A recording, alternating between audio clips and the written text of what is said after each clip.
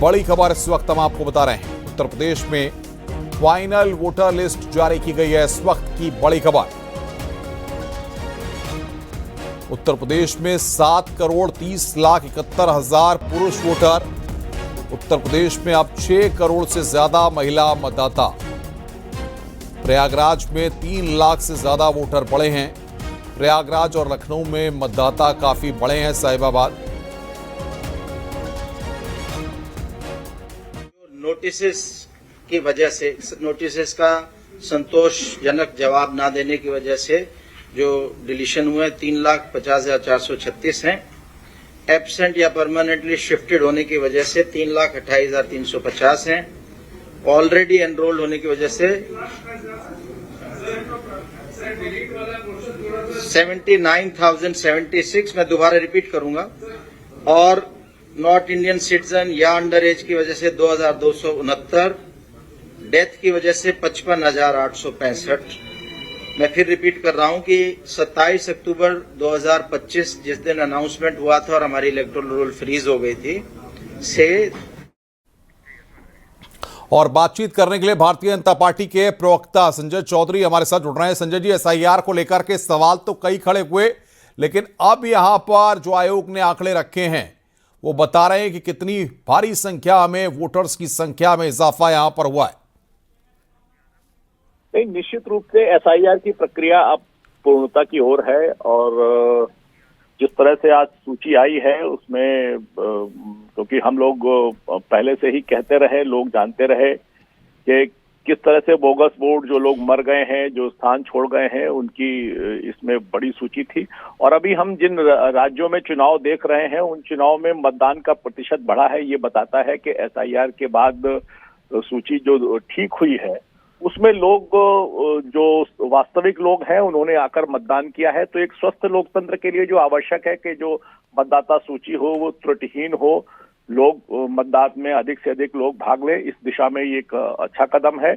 और निश्चित रूप से अभी भी विकल्प खुला हुआ है, जिसका नाम नहीं है वो फॉर्म 6 भर सकता है। तो चुनाव आयोग ने एक बेहतर काम करके दिखाया है और जिनके नाम नहीं है, छूट गए हैं, उनके लिए भी विकल्प खुला है। और मुझको लगता है कि इस बेहतर चुनाव सूची का स्वागत होना चाहिए, लोकतंत्र के लिए बहुत ही आवश्यक है। और विकल्प भी खोल के रखे हुए हैं, तो निश्चित रूप से सही दिशा में उठाया गया एक बहुत अच्छा कदम है जिसका स्वागत किया जाना चाहिए। अशोक जी हमारे साथ समाजवादी पार्टी के प्रवक्ता, वो भी लाइन पर हैं। अशोक जी, आप किस नजरिए से देख रहे हैं, क्योंकि लगातार एसआईआर को लेकर के, पूरी प्रक्रिया को लेकर के आपकी पार्टी सवाल उठाती रही है? देखिए अनुभव जी, सबसे पहले जो संजय जी ने कहा कि चुनाव आयोग ने बहुत बेहतर काम किया है, तो चुनाव आयोग ने भारतीय जनता पार्टी को जितवाने के लिए बहुत बेहतर काम किया है, इसमें कहीं कोई दो राय नहीं। दूसरा, चुनाव आयोग ने लोकतंत्र की गरिमा को तार-तार करने के लिए जो हो सकता है उसकी तरफ से हर वो हथकंडे अपनाए। मतलब आप आरोप लगा रहे हैं कि भारतीय जनता पार्टी के लिए चुनाव आयोग काम कर रहा है? 100%, 100.1%, इसमें कहीं कोई दो राय नहीं है। चुनाव आयोग लगातार जिस तरह से आप पश्चिम बंगाल में वापस देखिए, हमारे विपक्ष के नेताओं को जिस तरह से भगाया जा रहा है चुनाव आयोग के दौरान, जिस तरह से ज्ञानेश कुमार की एक तरह से लोकतंत्र के जो थ्रेट बन गए हैं ज्ञानेश कुमार की और चुनाव आयोग, ये कहीं न कहीं हमारे देश की लोकतांत्रिक और संवैधानिक व्यवस्था पर बहुत बड़ा कुठाराघात है।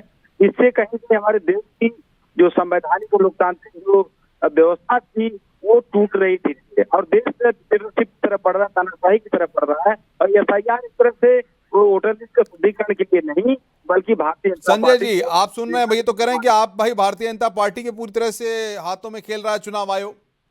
मुझे लगता है कि जिस पार्टी का प्रवक्ता अपने राष्ट्रीय अध्यक्ष के वक्तव्य से ही सहमत नहीं हो, मुझे अखिलेश जी का ट्वीट याद है कि जिसमें उन्होंने कहा था कि जिस प्रकार से उत्तर प्रदेश में नाम कट रहे हैं, समाजवादी पार्टी की जीत निश्चित है।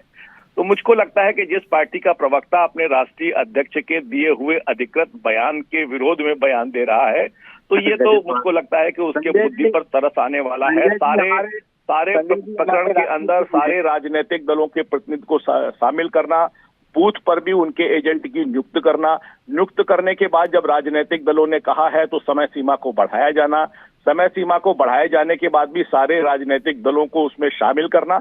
मुझे लगता है कि विपक्ष की एक आदत बन गई है कि वो सुप्रीम कोर्ट पर भी सवाल उठाएगा, वो संसद पर भी सवाल उठाएगा, वो लोकसभा अध्यक्ष पर भी सवाल उठाएगा, वो चुनाव आयोग पर भी चुनाव उठाएगा, आवाज उठाएगा, वो चुनाव की प्रक्रिया को भी खराब बताएगा, लेकिन जनता के बीच से अपने को कट जाने का कभी जिम्मेदार नहीं मानेगा। मुझे लगता है कि जनता की बेहतरी के लिए, जी जी अशोक जी, अशोक जी कुछ कह रहे हैं के लिए ये एक अच्छा कदम है। अशोक जिन जी की बात सुन राजनीतिक लीजिए। दलों ने पूरे स्थान पर अपने बूथ एजेंट ही नहीं बना पाए, निश्चित रूप से वो ऐसी बात कहेंगे, लेकिन जनता ने इसे स्वीकारा है। बिल्कुल बड़ी बिल्कुल। संख्या संजय में जी आकर सुनिए अशोक वोट जी क्या देकर कह रहे हैं, इस एक पर बार मोहर जरा सुन लगाई लीजिए। है। हाँ अशोक जी बोलिए। देखिए अनुपम जी, हमारे राष्ट्रीय ने चुनाव आयोग को लेकर के कहा है कि चुनाव आयोग इस तरह से एथिकली करप्ट इंस्टीट्यूशन बन गया है। ईसीआई एथिकली करप्ट इंस्टीट्यूशन, इस तरह का जो बर्ताव चुनाव आयोग का है, ये बिल्कुल संस्थानिक या आप कह सकते हैं कि संवैधानिक तरीके से लोकतंत्र की हत्या करने का प्रयास चुनाव आयोग कर रहा है, क्योंकि जो संवैधानिक शक्तियां चुनाव आयोग को संविधान ने संजय जी, provided लेकिन कराई यहाँ सवाल ये हो रहा है कि ये तो साफ तौर पर लोकतंत्र सीधे आरोप लगा रहे हैं।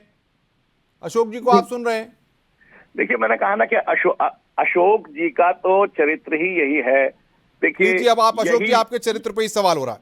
यही समाजवादी पार्टी है जो विधानसभा के अंदर खड़े होकर वहां के माइक से विधायकों पर हमला करती है। यही समाजवादी पार्टी है जो बूथ लूटने का काम करती है। यही समाजवादी पार्टी है जो लोकसभा अध्यक्ष के ऊपर आरोप लगाती है। मैंने कहा ना कि सारी संवैधानिक संस्थाओं को तहस नहस करने वाले राजनीतिक दल इस प्रकार की बात करते हैं, जबकि आयोग संस्थाएं उनकी बात को नियमित रूप से सुन रही हैं, उनके दिए हुए तर्कों के आधार पर समय सीमा को बढ़ा रही हैं, उन्हें अपनी प्रक्रिया में शामिल कर रही हैं। लेकिन जिनको हार की हताशा और निराशा जिनके लिए सामने है, और निश्चित रूप से वो अपनी संभावित उत्तर प्रदेश में हार से बचने के लिए ही ऐसा कर रहे थे। और बिहार में भी जब गए थे तो ये कहते थे समाजवादी पार्टी के, अभी जो मगध में होगा वही बाद में अवध में होगा। तो सही है कि वहां भी हारे थे और यहाँ भी हारेंगे, इसीलिए हार से बचने के लिए इस प्रकार के आरोप लगा रहे हैं। अशोक यादव, हार से बचने के लिए अनुपम जी इस तरह से चुनाव आयोग का सहारा लिया जा रहा है, अपनी जो संवैधानिक हार है उसी से बचने के लिए एसआईआर का सहारा लिया जा रहा है। और इस तरह से विपक्ष की सरकारों को आप देखते पश्चिम बंगाल में डीजीपी से लेकर के इंस्पेक्टर तक बदल दिए गए, लेकिन हम लोग लगातार उत्तर प्रदेश में मांग करते रहे चुनाव आयोग से, एक हवलदार तक नहीं बदला चुनाव आयोग। हमने लगातार वीडियो फुटेज जो है सबूत के साथ ट्रैक किया चुनाव आयोग को। बताइए संजय जी, ये तो सबूत के साथ बात कर रहे हैं। देखिए, जिनको स्मृति का लोप हो जाता है, जिनको याद नहीं रहता है, वही ऐसा करते हैं। याद कीजिए, पिछला चुनाव उत्तर प्रदेश के अंदर प्रिंसिपल सेक्रेटरी होम को बदल दिया गया था। तो मुझको लगता है कि जिनको याद नहीं रहता है, जिनको भूलने की बीमारी है, वही ऐसा काम करते हैं। और चुनाव ही नहीं, मतदान के दिन भी अधिकारियों को चुनाव आयोग ने बदला है। तो ये सच से मुंह चुराने की बात है। जिनको सच नहीं हजम होता है